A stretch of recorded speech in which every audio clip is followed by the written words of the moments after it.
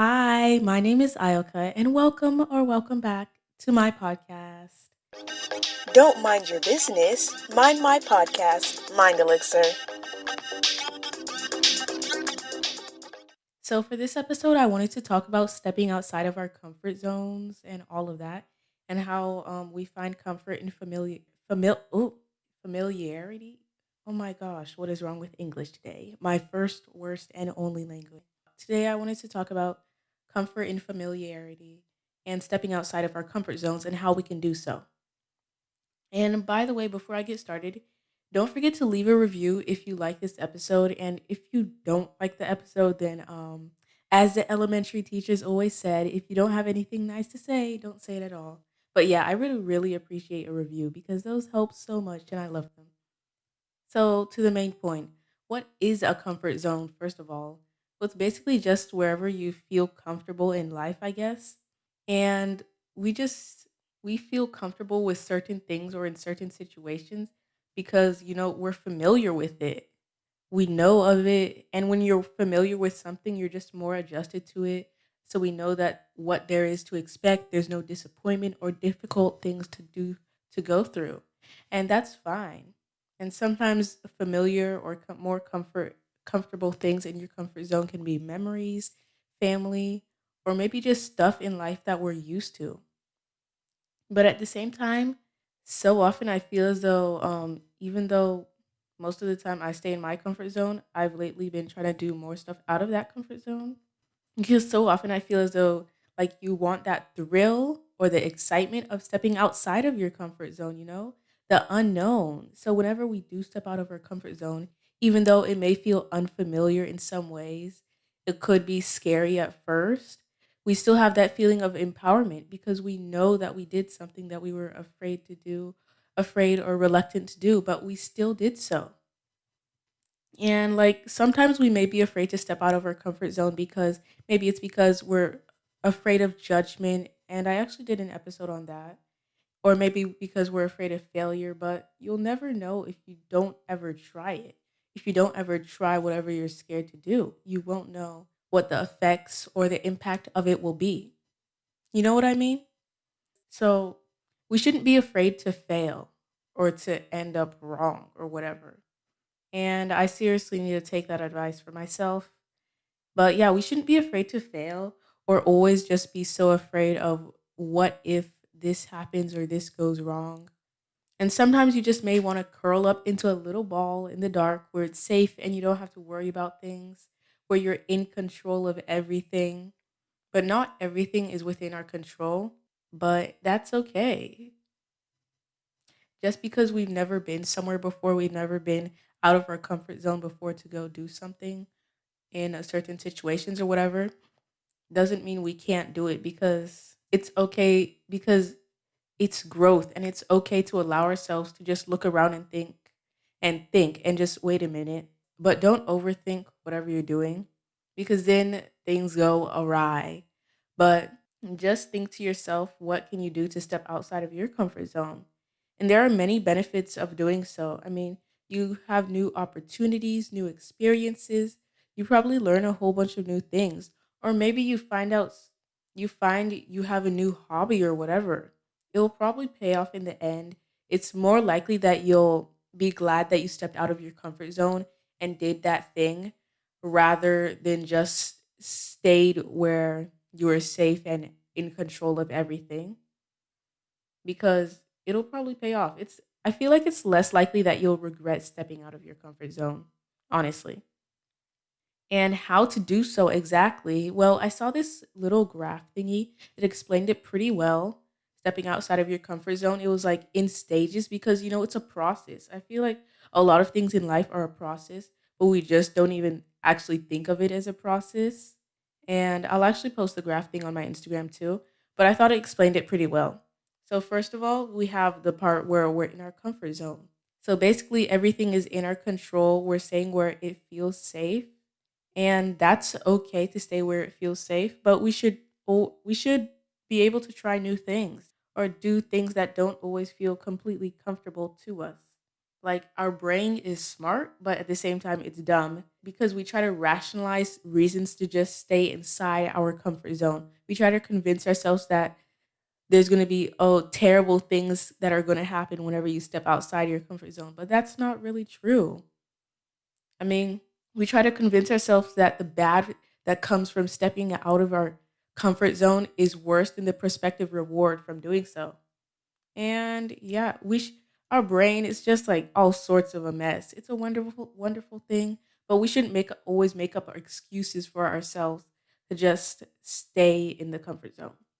Second part, we need to be able to be confident in ourselves and know that a lot of time, even though we're not even confident in our own abilities, but just, we need to remember that just because you haven't done something yet doesn't mean you don't have the potential to do so. Doesn't mean you aren't able to live up to do that. Doesn't mean the potential doesn't lie within you. I mean, and I know fear is a very grounding thing in many situations, but it can also prevent us from doing a whole bunch of stuff.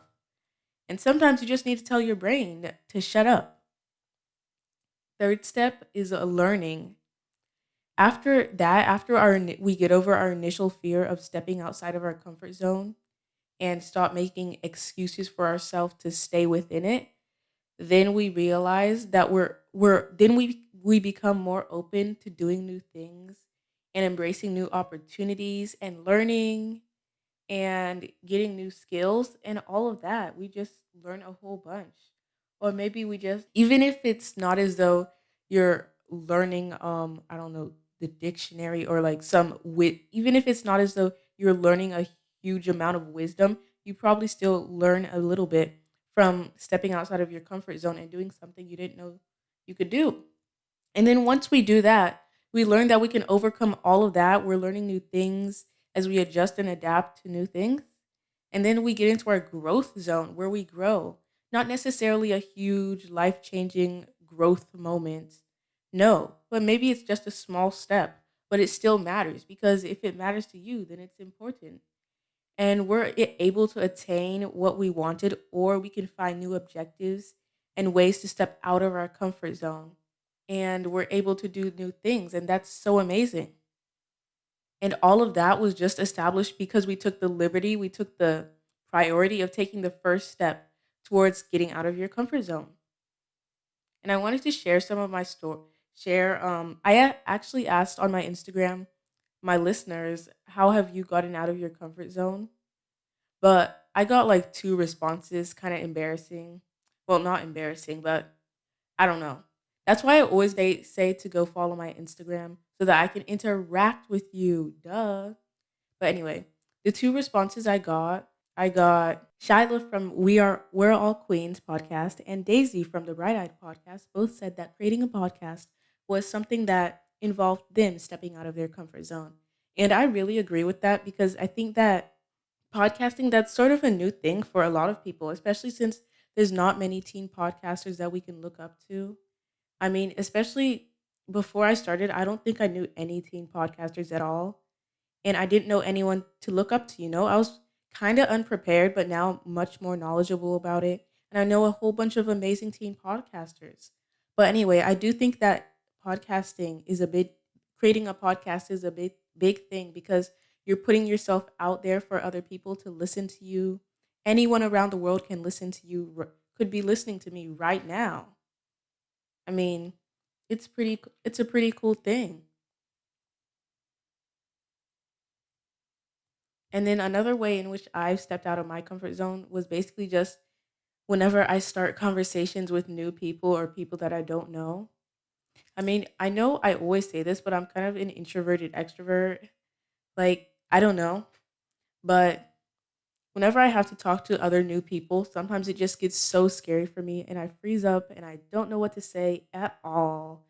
And I am still sort of shy when I'm talking to other people, but I'm less like that. Like I'm less shy whenever I'm talking to other people. And I'm able to start conversations a bit more easily. I still do occasionally freeze up, which is something I'm trying to work on. But I know that I just have to go for it whenever starting conversations with people. I shouldn't overthink it too much, which is a big thing, overthinking. that just limits you, you just need to go for it. I just need to go for it, you know? Or I can come back later and just gather up the courage to talk to someone or to say something, and then after then it gets easier. After all that, it gets easier. After the first conversation is the first starting the first conversation is always the hardest for me. And then everything else, it just becomes easier after that. I feel like talking with a new person, it just becomes more natural after I start the first conversation with them. So that's me. That's my example of me stepping out of my comfort zone personally. And then some of my tips for doing so, I feel like we should just realize that growth and learning and new opportunities, they don't happen whenever you stay where you are. And I think growth is so important because we are changing people. We're not always going to be thinking or doing or having the same ideas all the time. So growth is a very important thing in life, which is why we must try out new things, even if at first it may feel uncomfortable. And we really do need to stop limiting ourselves with our mindset. Our mindset is so important because, like I said before, we're not going to be able to achieve new things. We're not going to get new inventions if no one puts out that first idea, if no one has that first thing. I'm not sure if that's a great metaphor for this. And I think that finding familiarity and familiarities in new things that we're doing, that can also help because like mixing things that you're new to or that are out of your comfort zone with things that you already know or know of. So it's kind of like two things mixed together. So while you're trying out something new, you can find the familiarities in it, and that personally helps me. And also another thing I was thinking about is if you're only taking small steps, I mean that's okay, but in whatever you're doing, you're going to stay small if you only take small steps. We have to take risks in life, not crazy scary risks or anything. However, we don't always need to take giant steps at the same time. I mean, it can be small ones too because if that's what's comfortable to you at that moment in time, then that's okay. I mean, we're still trying to shift out of our comfort zone. But what I'm trying to say is that if there's a low perceived risk, then the outcome or the payoff will most likely be small too. But either way, it's still progress for you, for me, for whoever. And you should be proud of yourself. Whichever small steps you may take out of your comfort zone, you should be proud of yourself for that.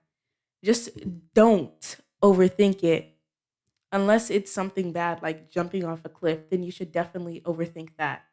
But anyway, okay, for this last section of my episode, I just wanted to say that today's my birthday. I'm actually recording this on my birthday, November 15th. It was pretty fun. I think I'm actually just going to make a whole episode about my birthday and reflections or what I've learned since I've turned 15. I'll probably try to get that out. I definitely need to be more consistent with my episodes. Yeah. Oh yeah, and I have a few questions just to ask yourself, like to contemplate. And I'm also gonna post these too, so you can look at them later if you don't want to go through. But anyway, how have I challenged myself this month? How have I allowed myself to grow and try new things? What familiarities can I identify with when trying something new? What is preventing me from stepping outside of my comfort zone? So basically, moral of this story, you should go do stuff even if it scares you. Like go ask out your crush, go try out for team captain of the soccer team. Go ice skating. I don't know what your situation is, but whatever it is, you should go for it. And if it causes too much discomfort, then of course, don't do that. I wouldn't want to encourage anybody to do anything that would be harmful to them or others or cause too much stress, an undue amount of stress. But otherwise, go for it. So, thank you for listening to this episode. I totally appreciate you. And also, you can always DM me you have any if you have any ideas for podcasts or whatever because I'm definitely going to try to get better at answering those, but all I really get are those generic DMs asking for shout outs on Instagram that are totally copy and pasted. But, I respect the hustle. But anyway, what was I saying? I was saying you can DM me on Instagram if you want to at mind.elixir. And if you have any suggestions or topic ideas, I am literally always in need of them. I swear, I always get my episodes done like 2 days before they're due. And I didn't even have an episode last week. Anyways, and you can send them to my email, mindelixir.thepodcast@gmail.com. Or if you want to send something, because I kind of want to do like an advice session or something like that on my podcast.